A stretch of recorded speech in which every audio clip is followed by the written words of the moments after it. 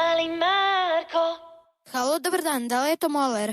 Jeste, kažite. Da li bih ja mogao da vas angažujem za jedno 5 dana? Samo moment, kažite sad. Meni treba neko da mi pomogne da nešto uradim na zidu moje zgrade.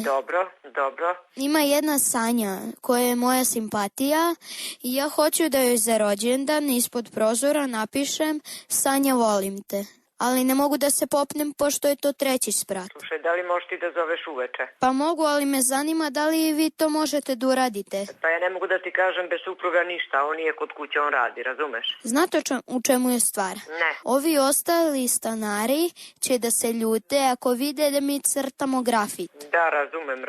Pa sam ja mislio da mi to uradimo noću. Pa to je jedino da priča sa njim pa da se dogovori sa njim, znaš, ne znam šta da ti kažem. Ja ću da mu držim lampu. Ajde zovi kasnije pa će da čuješ. Je on to radio ranije? Nije još, nije. A da li radi sa fluorescentnim bojama? Da. Da to sija svaku noć? Da.